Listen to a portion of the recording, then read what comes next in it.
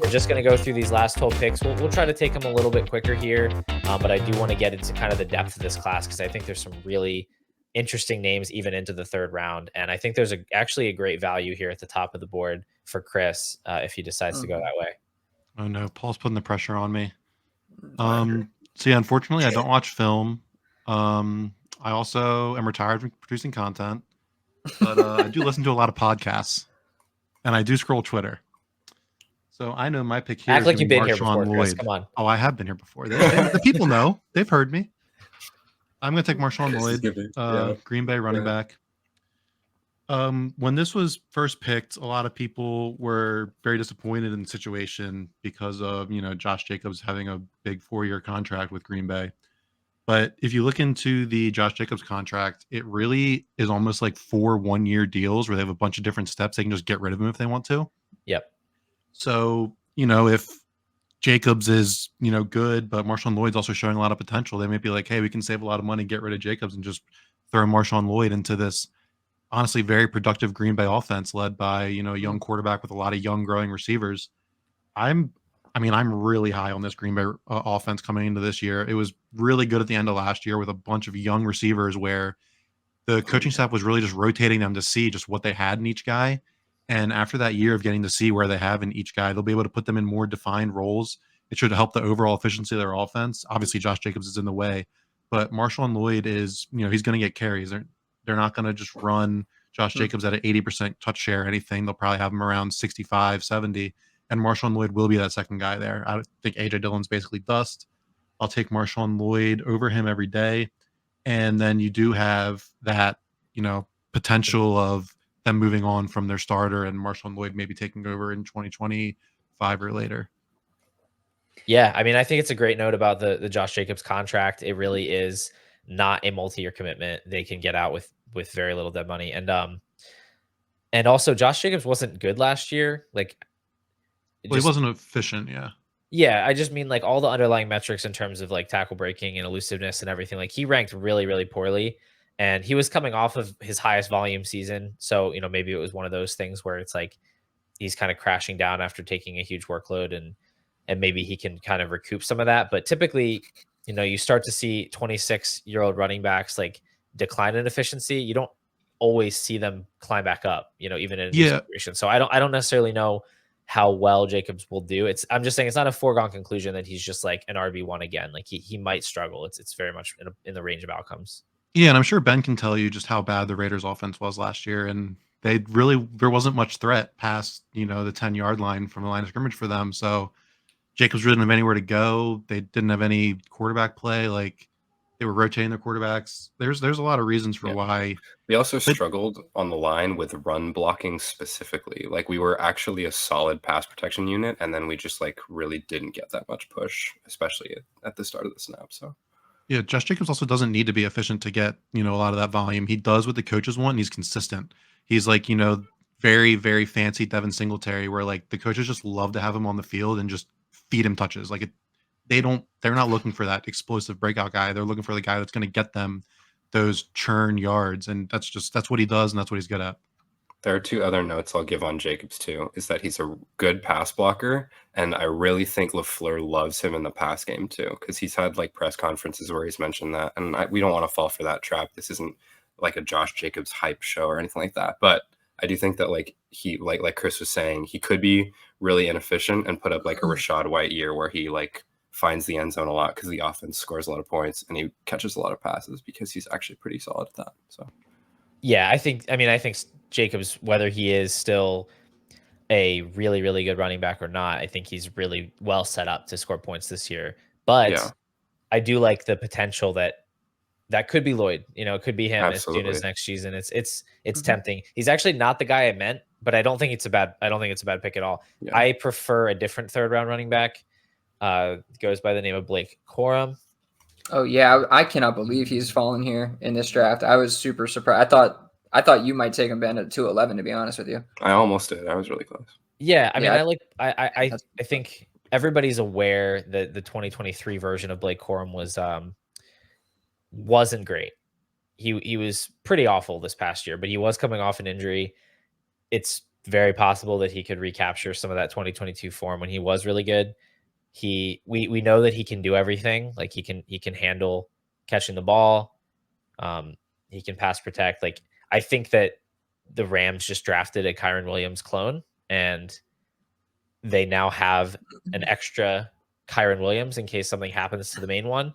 And I think he's going to rotate in a little bit, like one drive at a time. Every once in a while he's going to get to play. But what I like about Corum is just I think he's just kind of break glass in case of emergency. Like any week that Kyron Williams doesn't play, I am so confident that Blake Corum gets an 80% snap share and just does all of the exact same things. Like he's not going to enter into a committee. He's just going to be Kyron Williams.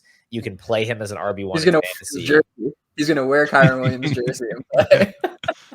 So I just like him for that. Like if I can take a guy that in the early third and just know that I have that built-in handcuff, like he's that like traditional handcuff guy that you want to have. I think he'll probably go high, redraft leagues this year, right? Like I think he'll go fairly high in those where people are trying to stack their bench up with contingent running backs. I think he's going to be one of the more popular swings at that archetype of player. What I was thinking about is, do you guys know like how the reason Taysom Hill wears 7 on the Saints is because it looks like the number 9, so they wanted to try to trick people into thinking it was still Drew Brees back there. I just think the Rams could do that. The Rams could do that with Corum and Kyron and like make him wear like 28 or something like that. It would look exactly like the 23. It'd be so funny. Well, they could do that and not tell Sean McVay. And then he just does actually think it's Kyron Williams. Yeah, he wouldn't notice, bro. That would create for like the most wild fantasy like points per game variance that you'd ever see in like a backfield. So I don't know. The Rams are going to be an enigma, but it's a cool offense. I love Sean McVay. Obviously, they're going to score a lot of points. Running backs will be running in the end zone, and you should try to draft them. So that's my take on Corum and Kyron. All right, what's your take on the 303? This is a pretty easy pick for me. I'm going to go ahead and smash Javon Baker at the 303. I've been really high on Javon Baker for a good while now, I think. I'm not like the OG flag plant of Baker, but I see a lot I like in his game. I think he has good hands, and I think he's great at the catch point, which is something we've talked about a lot on this show, but it does stand out for me with him. I think that his catch radius is quite impressive, and the way that he's able to contort his body and make catches outside of his frame, whether that be like a ball that's behind him or something like that. He's really good at that. I think his route running is interesting at times. Like it can get a little bit like he can do too much is the simplest way to put it. But sometimes he runs efficiently, and he's got the athleticism to be quick out of his routes. So I think that he has a really cool skill set. I think that he has a skill set that I prefer to Polk, at least as far as pairing with Drake May, because I think that Baker threatens vertically more, and I think that he has a better catch radius than Polk, despite Polk maybe being more consistent of a pass catcher. So I think that Baker is like the upside pick of the two Patriots receivers, and to me that's really appealing because I also am super in on Drake May's upside as a passer. So I could see him really falling in love with throwing to Javon Baker, and I think he's a great player. Yeah, I could echo a lot of the things that Ben said here. The hands, some of the best in the class, but I also think he does a good job layering moves during the route. Like he's pretty technically sound. For the most part, I think his game is really well rounded. I think where it kind of falls off is like the elusiveness and whatnot after the catch, maybe some of that. But I think the upside is great here at 304. Love it. Nice. Yeah. All right.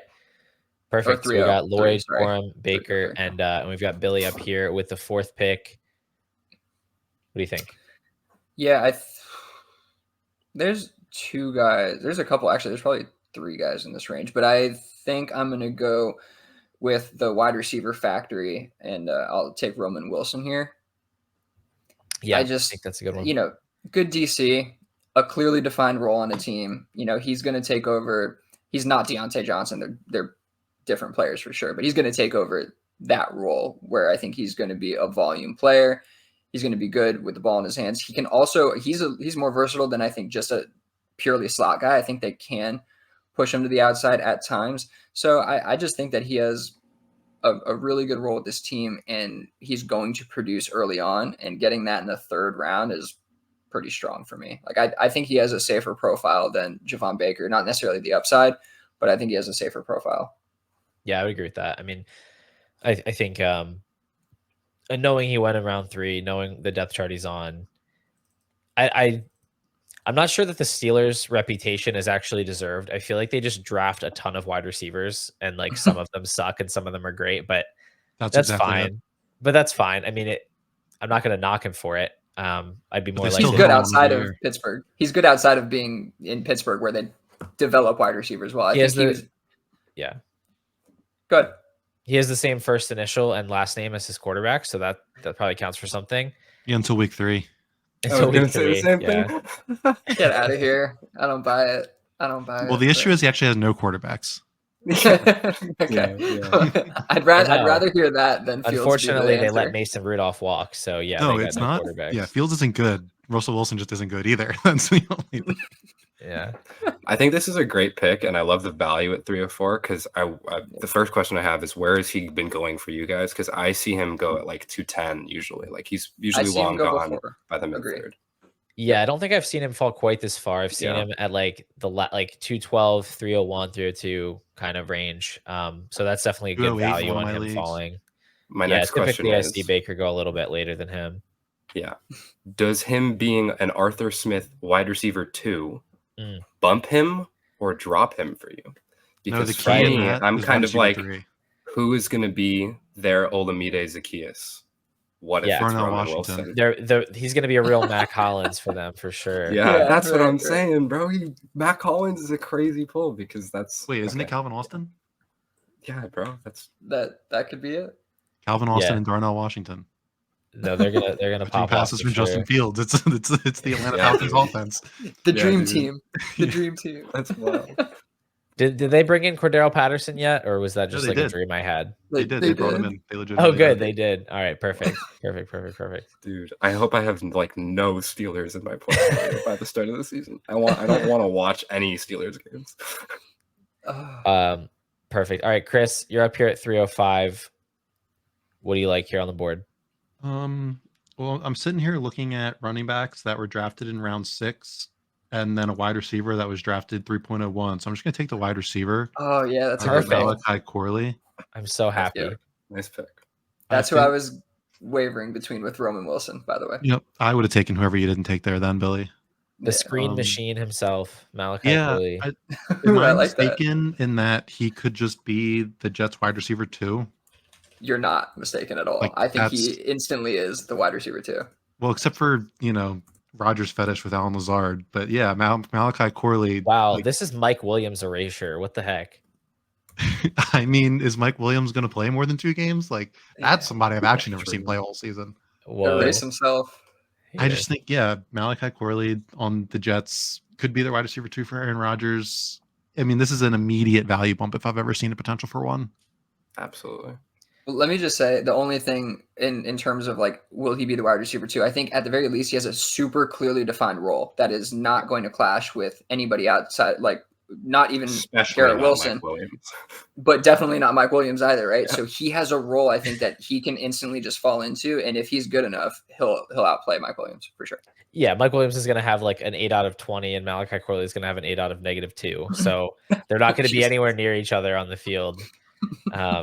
Oh, this Oh. was the Debo comp, wasn't it? Yes. That was okay. This is that's everybody's favorite. The Debo irresponsible Debo comp. Yeah. Yeah, Is this, I mean, is this not the next tier break, by the way? This I has don't gotta think be it, Malachi right? Corley is a bad pick at all in 305. I don't love his profile, but like everything you guys said is true. I mean, he has the opportunity. He's going to have a specific role. Like I'm sure they drafted him that high with a particular job in mind for him. So it's definitely a fair pick there. I just had a guy that I really wanted to grab, and it sounded like Chris was going to take him, but he didn't. He went the other way. So I have no shame. I will take a 6th round running back. I don't care. Come on down, Kamani Vidal. Wow, that's pretty early, man. Dude, I appreciate that stance. Well, he's I my just next think ranked he's- player. Yeah, I mean, I just think he's the I love best. Basically, my take is like I think all of the running backs that are left here are super flawed players that are like going to be a product of their situation, and he's in the best situation. Like I know that he went later than a lot of them, but he's in an offense that is going to have a very efficient run game, that is going to run the ball as much as they can legitimately afford to. And his only competition is a 29-year-old Gus Edwards and J.K. Dobbins off his second career-ending injury. So it just seems like the stars have aligned for him. Like, I don't think he's going to hit the ground running necessarily as the number one back, but I think it's in the range of outcomes that he could like light up the preseason, and he could literally be the guy who takes the first carry in week 1. Like, I think that's possible. And I don't think any of the other running backs here really have that path. So I'm going to swing for the fences on Vidal. I think he's a good prospect, at least for where he went in the draft. Like, I think he's got all the skills that you need to have. I'm very interested in him. Yeah, I think I agree with almost everything you said. I just don't think you need to take him at 3-6 in most drafts. Now, clearly Chris would have taken him before your next pick. Yeah, if you're in a league with me, you do. Right. No, for sure. But typically what I've seen is that he's falling to the fourth round. So, I mean, this is fine, middle of the third. Like, you're not losing too much, but just that's why it shocked me when I saw him go. Yeah, No, you're If you're right. listening to this, draft him. Yeah, I have 3 drafts that have made it to this point. He's been drafted 31, 28, and 30. 31, 28. Yeah, that lines up. Mid to early. Yeah, that's early to mid third. But his ADP on Dynasty Data Lab is 401. So I think it just depends on the type of people you're drafting. Yeah, 30. Yeah, these are all mid third round picks. Wow. Okay, I haven't seen him there. Yeah, I think what's happening is, I think at first it's another one of those guys who, like, he's way down the board on ADP, but JJ Zacharyson really likes him. And people listen to him a lot, and he was like one of his key sleepers. I think everybody's latching on to the landing spot.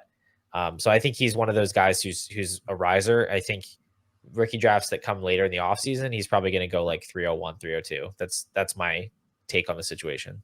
After some quick data collection, 2 of those 3 picks were me and Paul.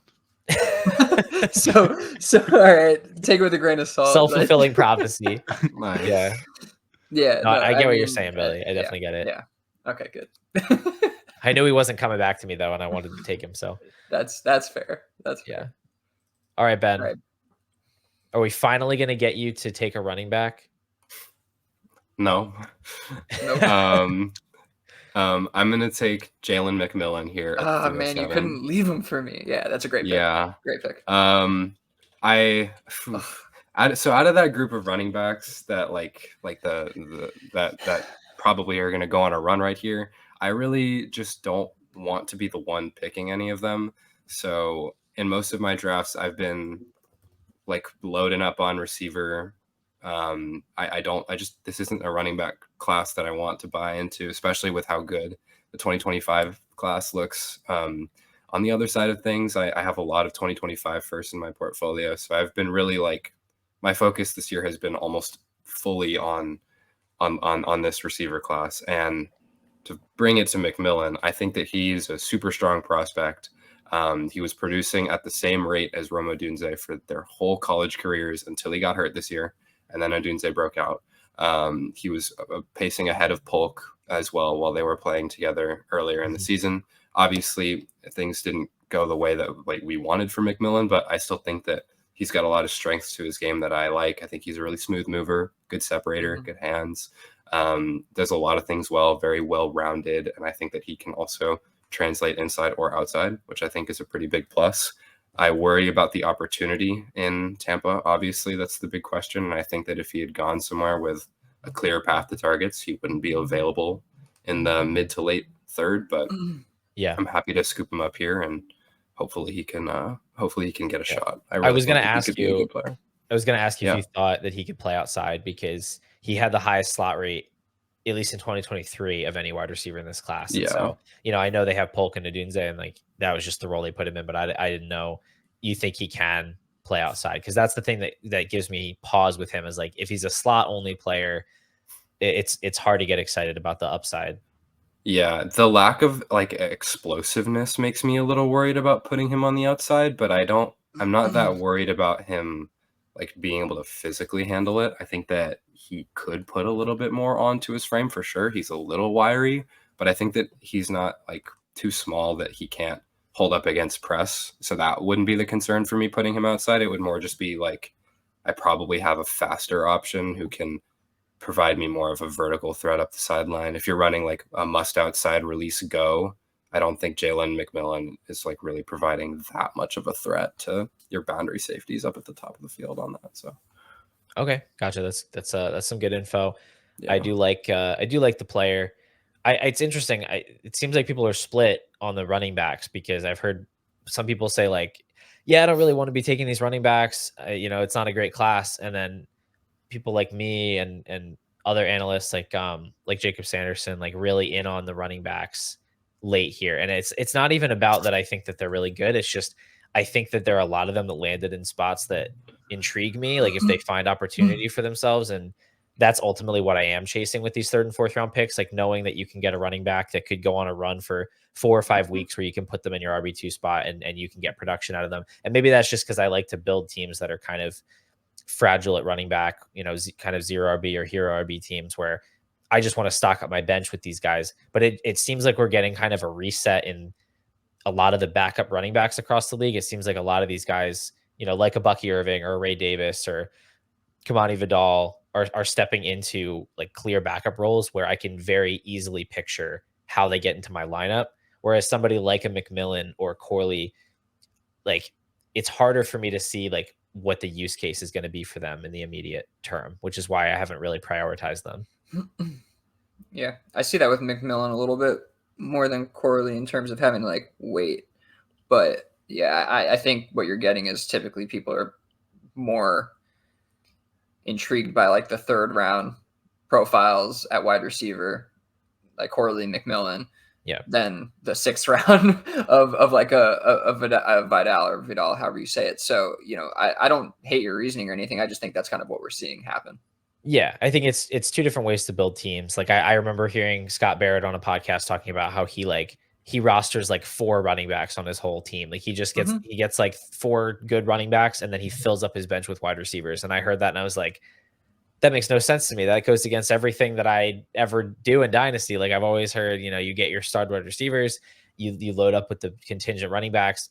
But I mean, he explained it and like he made a good case for it. And I know he has success in those leagues. So I think there's different ways you can build rosters. It's just a philosophical thing. But for me, like I'm loving these running backs. Every draft where I have a bunch of third round picks, I mean, I'm just smashing all these guys. And I'm assuming, maybe I'm wrong, maybe they'll end up like Zach Evans, but I'm assuming that a few of them are going to come through for me with some actual like usable production. So it'll be interesting to monitor at least. It's a big process question, like you guys have been saying, and just like how you handle the back half of your rookie drafts has always been like a big point of contention. And this is my second year really doing like super high volume. This is just the strategy that I have felt gravitated towards, is going heavier on these, like you said, third round wide receiver profiles that I feel just more sure about the prospects. And I don't know, it could be an oversight on my part, kind of overlooking the running backs, just because I think that the game is trending towards such like a committee style from that position, but we'll see what happens. For sure. Billy, you're up here at 308. If you have anything to add, go ahead. But whenever no you're worries. Ready. Yeah, for me, it's just I do like some of the running back profiles. I just typically been able to get them in the 4th round and been able to prioritize some of the profiles we're talking about here. I don't even want to make the pick I'm about to make, but I do feel like it's probably about the spot that it needs to be made. Save me. Just given the potential upside here. But I hate doing it. But Jatavian Sanders. Oh, okay. Chris, I thought you were doing something else too. At some point, like you gotta like it's 3.08. I'm not a fan of Sanders. Like I said, I don't think that he's the prospect that everybody kind of wants him to be. But late enough, he's the tight end one there. He got early 4th round DC. I'll take him. He's tight end Troy Franklin. He is. He's tight end Troy Franklin. Everybody Troy wanted Franklin's him. a good player. Everybody made his profile out to be better than it was, and they thought he was going to go early in the draft, and then he goes early round 4. It's the same. Troy Franklin's analytical profile is not some myth in the same way that JT Sanders is like receiving upside is like totally JT Sanders he has an interesting receiving. I agree with you that he was not an exciting pick here because he went in the 4th round, but his receiving profile is not bad. Like if you look at his second season and you chart like his yards per team pass attempt or his yards market share, he's like right there in a bubble with like a bunch of really good tight end prospects. If you do the little campus to Canton chart, like he's above the dotted line in his second season, and then his 3rd season, the dude has to play with Xavier Worthy and AD Mitchell and Jonathan Brooks. Like, But when I think say he that has about AD Mitchell, no one cares, and explaining his target share. Well, he's a wide receiver. JT Sanders literally outproduced AD Mitchell. So I don't know how you're going to come out here and tell me that he's not. If Sanders put his hand in the dirt one time and blocked, I'd be slightly more interested. But the guy, he's really a one-trick pony. And so he's Kyle Pitts. That is something that I've talked about on Dynasty he's not an athlete, a little bit. But, imagine if Kyle Pitts tried to play through the MCL. That's JT Sanders. Sorry. No, that's a great one. I was not a fan of his tape, if you can't tell. Yeah. No, I mean, I agree. And now, if he went in here's the thing. If he went in the 2nd round, you could ignore the fact that he like can't block or whatever, because well, this team took him high. They have a plan for how to use him, and they don't care that he has this weakness. But like in the 4th round, every team in the NFL has acknowledged that he has massive flaws in his game, and the Panthers were like, I don't know, I guess, just like Billy was just now when they took him. So it's different. Like he is going to have to earn his way onto the field, and we don't necessarily have a ton of confidence that he's going to do that. So I think he's a fine pick there, but I agree with you guys that he didn't turn out to be the kind of prospect that people were hoping. Uninspiring pick. I've been banging the drum on Tommy Tremble as a buy now. Chris, you do not that was the first thing I tweeted. Is I was like, I'm not making it. I was like, Tommy Tremble just won the draft. Tommy Tremble is so bad. Cheeks. No, I'm not going to do it, Paul. Go ahead. I'm taking a stand. I'm not taking a 5th quarterback.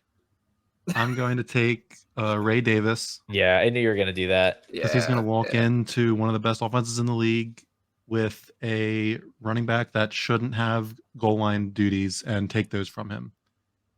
Yes. And that's all I have to say about that. I think it's Ray Davis back, is just like offense. Ray Davis is just like if you took Latavius Murray and made him like 6 months younger.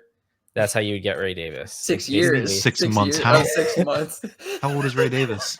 Ray Davis is 24 and a half years old. Good thing I don't care because he's a running back. No, I don't care either. Anyway. I just think it's hilarious that he's like so insanely old. It's just look, I'm getting a lot of mileage. That shit got me. I'm getting a lot of mileage out of making fun of the old prospects. All right, it's fun. Yeah. I saw that one tweet that was like, at all. I saw that one tweet that was like, fun fact, Michael Penix and Kirk Cousins were in the same recruiting class, and I just lost it. That's a good one too. I didn't see that. Oh, yeah. All right, guys, I actually do have to step out here. Now that made my last pick. I'm sorry, but please end the draft without me. This has been such an awesome time. Good luck to everybody. Yeah, man. Thanks for coming in and drafting with us. I appreciate it. Thanks for taking those quarterbacks we didn't want too. So yeah. You did the dirty work. Yep, my draft looks really pretty now. All these receivers. Have a good night, man. Take it easy, guys. All right. Well, that was my guy, but I'm glad that he got to make a fun pick and he didn't just like take Spencer Rattler because he thought he had to. I do think Rattler is a fine pick here. I don't know if I'm gonna actually do it. I'm looking at my other options here. We're not going 4 rounds. So this is my last pick, which makes me want to like really make it somebody I actually want. But looking at the ADP, I don't want Billy to yell at me. All the guys that I would take here are 4th round guys. I'll dip my toe in the wide receiver pool just for fun. I'll take Luke McCaffrey. Why not? Why not? I had my final pick planned out. I also was going to maybe pick him at the JT Sanders pick, but I get to make Billy mad. He's got McCaffrey in his name. He's probably awesome. And the same case that we can apply to Ben Sinnott applies to McCaffrey in the sense that there's no target competition really in Washington. Like Terry McLaurin is good. He's 29 years old. We already know what he's going to do. He's going to have like a 22.5% target share. And that's what he does every year. And then Jahan Dotson is garbage. Like I thought he was good. He looked like he could be good in year one. There were some like things you could point to, but it was always kind of a fragile bet with him.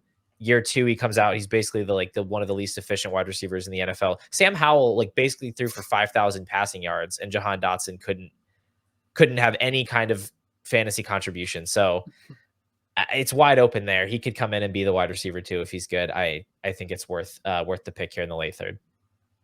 Totally agree with that. Honestly, like he's not the most refined wide receiver because he just started playing the position, but yeah, he's got some juice, and I love the top 100 pick stuff. Like you kind of got to buy into it at some point in the draft, and this is a good spot for it.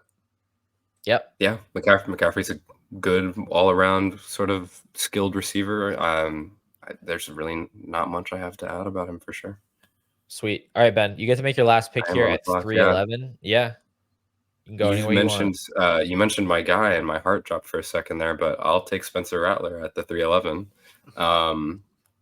So what is there to make of Spencer Rattler in the New Orleans Saints offense? I don't really know. I don't really know anything like about how he's going to translate, if I'm being completely honest. He's just like a huge question mark, but I think we have to recognize that there's a real chance he's their starter in 2025. Sorry. Yeah, I mean he's an interesting prospect. Like I don't think anybody really knows what to make of him, but he has traits. He's on a team with a quarterback that is not necessarily on stable ground. I think it's it's similar to the Sam Howell bet that we made a couple years ago. Like it's the same kind of day three quarterback on a team with a shaky quarterback who has some tools, probably going to be messy if he gets out there, but he's not afraid, to throw the ball deep. He's kind of the opposite of Derek Carr as a quarterback pretty much. So it's an interesting fit that they took him. Yeah. But I mean, I think Olave and Shaheed would just feast with this dude at quarterback. Like I think it would be way more fun to see those guys, rather than 15 checkdowns to Alvin Kamara per game. So I think it could be fun. I think he's definitely worth stashing here in the late third. Just put him on your taxi squad if you have that option, and kind of wait and see if he turns into anything. Classic mystery box situation. Yeah, I wasn't the biggest fan of Rattler coming out. I know that there was a lot of people like he's a super sleeper, this and that and the other, but the landing spot is too good to pass up at this point. And yeah, I could absolutely see him stepping in. And also Derek Carr was injured like 4 times last year. The guy could barely move by the end of the year. That could definitely happen to him. And we could see Rattler, thrusted into a starting role. So I dig that pick. It kind of excites me more than like it would a normal 5th rounder too, because I feel like the Saints are so anti-tanking that like there's a real chance that they just give Rattler a shot at some point, and he could be a good return on investment. So, yep, yeah, I think so too. And the other similarity to Howell is like you have this previously highly touted prospect who sort of fell out of favor. It gives you a little bit of thought that like there could be something there, like kind of a diamond in the rough thing where he has that pedigree. He was a guy that people thought could be a first rounder. It makes you a little bit more excited for the upside. And I think it makes people maybe more willing to buy into him if he does come out and play well in a limited sample size, where people are going to be like, well, he was supposed to be good. And they just needed the right team to unlock him, as opposed to somebody who kind of comes out of nowhere. So I love the pick. I hope I get a few shares of him to just kind of roll the dice on. Billy, what do you got for us here at 312? Yeah, as I pick this, I'll just say if Rattler turned into anything like Howell, like that's a win. You could spin that into a really good return on your. You could sell him for a first last year for like a large portion of the season. Yeah, that's exactly what I'm getting at. Yep, I love that. Okay, another player who I wasn't a big fan of pre-draft, not a big fan of post-draft. I don't think anybody is, but this is the time to take him. It's going to be Bucky Irving. He's fallen far enough. 312, I'll do it. He could obviously fill in for Rachaad White. A lot of the stuff we talked about with a lot of these running backs with the injury, the injury fill-in potential and all that stuff. So I'll take it at this point. And for that offense, he's kind of well-suited to fill in for Rachaad White, but I don't think he's well-suited to have like a solo role there. And that's why I think you find him in this range at this point. So, yeah, I agree with that. I had hope for Bucky, if he could be a day 2 pick of being an exciting prospect, but the athletic testing kind of, I think, was one of the things that bombed him out of that 3rd round range. Maybe it's another Kyron Williams situation. I don't know. Maybe it's like, I don't think he's as good as Kyron was, but he does have the pass catching skill set. He is super explosive, despite not having necessarily the track speed. And Rachaad White is kind of underwhelming as a rusher, so at least there's like some sense that he could carve out a role for himself. That's actually a fair point. I will give you that. I don't even think I know I was not a big fan of Rachaad White, and I know how inefficient he's been as a runner. So that's actually a fair point, because I do think Bucky Irving is a suitable running back in terms of the traditional sense. But in terms of the Kyron Williams stuff, that's what I wanted to speak to. The big difference there is he's just not a good blocker, in my opinion. I really don't think that Bucky Irving is good in pass protection. And that's what was the allure to me. That's what was appealing about Kyron Williams. I'm like, this guy's going to get on the field. Like, it's one of his best traits coming out of college was he can protect the quarterback. So I just think that that's the big difference. And I know you weren't trying to make like a one-to-one comparison, but I do think a lot of people look at the RAS score and are like, I love Bucky. He's Kyron again. And I just don't see it for the lack of well-roundedness and ability to keep himself on the field in every situation. Well, Kyron is not the profile we should be chasing, because we were going to fall flat on our face over and over again. That was not a projectable range of outcomes. Like, oh yeah, let's just take the unathletic 6th round running back. He's going to get 20 points per game. Yeah. It's just things happen sometimes. So yeah, I definitely don't want to chase it. But at 312 going into the 4th round, there's enough there with him where you can see him playing a 3-down role, at least even in a limited capacity, and getting something out of him. So it's like, you get down this far in the draft, you have to squint a little bit with whoever you're picking. I think Bucky's one of a handful of running backs that could go in that spot for sure. The one note I'll add on Bucky, he might not be Kyron, but he could totally be Chase Edmonds, and that would be fine at the 312. That is true. There you go. See, Ben's got the comp we need. Chase Edmonds. Yeah, I could see it. I could see it. Also a 4th round pick, I believe. I didn't know that, but I think that I think he catches the ball a lot. And that's what excites me about taking Bucky Irving, is that I think that he could catch the ball a lot. I don't know what he's going to do with it, but I know that he will catch it a lot. You're right, though. They were both fourth round picks. Pretty much the only guys left on the board that I'm really interested in clicking the button on are running backs here. So if there was a 4th round, I would just be rattling off Audric Estime and Will Shipley and Isaac Arendo, Tyrone Tracy, maybe Braylon Allen, but that's disgusting. Ben, I saw you take Eric All in a recent rookie draft at the 412. Can you just as our last guy, can you just tell me what you see in Eric All, tight end for the Cincinnati Bengals? Honestly, we were talking about this before we got on, but I'm so disappointed with like the 4th round this year, and like how not fun it has been making my 4th round selections. Like last year, I was so happy like picking Tank Dell at like 405 and stuff like that. And like, obviously I didn't know what Tank Dell was going to become, but I was enjoying that more than I'm enjoying this. Eric All is a good example of that, where like, I don't know if he's the Bengals tight end 1. He went to Iowa, so so he's an Iowa tight end, and that's really literally all I have to say about Eric All. Like I think that tight ends and running backs are the fun bets to make at that point. So let me jump in on talk about Eric All. I just want to jump in on Eric All because I just did the film room on him, and it's dropping in like there'll be a short tomorrow to the film room Friday, and it's a short one because there's like not a ton of film, and I wanted to get the Iowa stuff because he was at Michigan before and just didn't get really much playing time there. But he's like a really aggressive and tenacious blocker, but he's not good at it. So like that's going to be a problem, especially in the run game. Like you see him whiff all the time, like throwing himself at guys, but just like flying past them. So I think, he could be limited in that sense. I don't know if it's something that he could develop, but he is super smooth. Like he really is a super smooth route runner, pass catcher. He's big as shit. He's running like 6'4", 245, but he can move and he can evade defenders and create yards after the catch. So I can see why the Cincinnati Bengals were interested in him is kind of my point. Like I see what they're interested in here.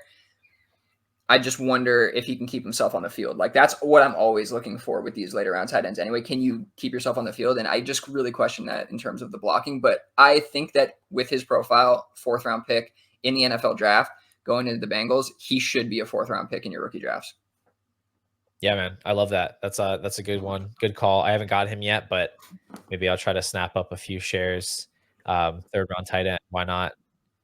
That is my only Eric all share. So I'm gonna hold that with Make it count. with dear regard for sure. I don't know. He sounds like a cool player. I'm not gonna lie. That being his red flag, like that he like can't block, like he's too aggressive at blocking. I think it's funny, but it's also like, yeah, that's like not a good thing. Like It's not a good there's thing, one yeah. way to like get like in the doghouse as a rookie tight end. It's like to just whiff on blocking assignments all the time because you'll just get your guys killed doing that. So Yeah. All right, guys, we have gone 3 rounds here. We're well over 2 hours now. You guys have gone hard. Ben persevered through the coughing fits. We lost one friend along the way, but you know what? Here we are at the finish line. We've got these 36 picks in here. I think it's a very solid mock.